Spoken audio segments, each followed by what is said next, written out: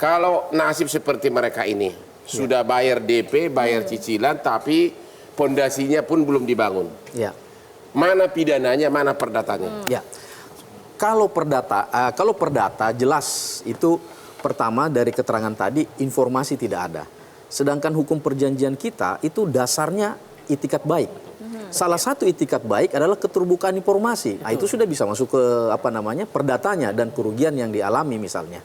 Yang kedua adalah kalau pidananya kan unsur, ya bujuk rayu pasti ada, ya toh ada kebohongan nggak, ya kan? Terus ada nggak izin-izin yang seharusnya dipenuhi tapi tidak dipenuhi? Jadi itu harus dicari ya? Harus dicari. Artinya apa? Pada saat itu dijual, ini barang kan masih ilegal, artinya belum legal karena belum terpenuhi. Kalau ya surat-suratnya lengkap semua, ya. IMB-nya ada, AMDAL-nya ada, hanya memang terlambat bangun.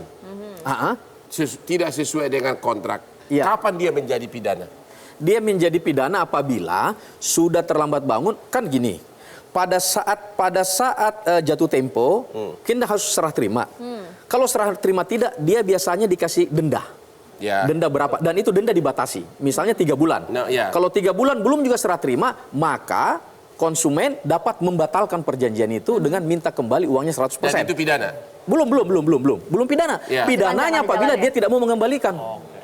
Pidananya apabila dia tidak mau mengembalikan tentu uangnya. Kalau sudah dikembalikan, dunia sudah damai. Ya, iyalah. Pertanyaannya, kalau sudah jatuh tempo, serah terima nggak dikasih, uang tidak kembali, disitulah pidana. Disitulah pidananya. Pertanyaannya berikutnya, kalau jatuh temponya misalnya 2 bulan lagi, bangun apartemen bisa-bisa butuh 2 tahun. Ternyata nggak mungkin, 2 bulan sebelumnya pun ternyata dimulai aja belum. Ya, betul. Apakah sudah pidana atau harus menunggu prematur, pasti akan ditolak ini prematur. Iya. Walaupun logika kita bilang tidak bisa, tetapi sabar dulu. Tuntutan itu belum jatuh tempo, masih prematur kan? Bisa karena 2 hal, satu karena nipu surat-suratnya bodong. Ya. Yang kedua jatuh tempo, serah terima tidak dilaksanakan, uang tidak kembali. Itu pidananya. Yes. Sekarang upaya hukum perdata. Sekarang ini kan bisa gugat perdata, bisa gugat melalui permohonan PKPU. Kalau menurut Bapak masih ada gunanya nggak untuk mengajukan upaya hukum perdata atau pengadilan niaga untuk developer yang sudah bodong begini? Oke, baik. Jadi ini memang kan goalnya kan adalah bagaimana uang kembali. Benar. Ya.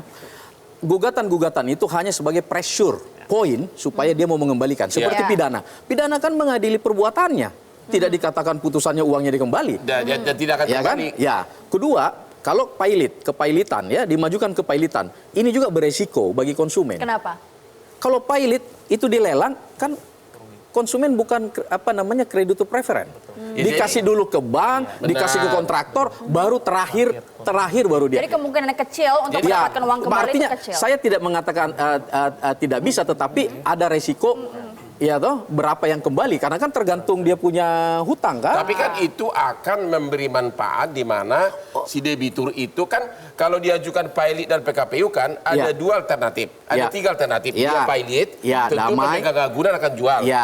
Ya kan, sisanya akan dibagi kepada para pemesan. Betul. Atau dia jago, krediturnya banyak, kreditur fiktif, menang voting, dibikin baru dilunasi 20 tahun lagi boleh. Dari 3 upaya hukum tadi tersebut, kalau serah terimanya terlambat, uang tidak dikembalikan, sebaiknya gimana? Pidana, perdata, atau pengadilan niaga? Yang mana ajukan 2. Yaitu apa tuh?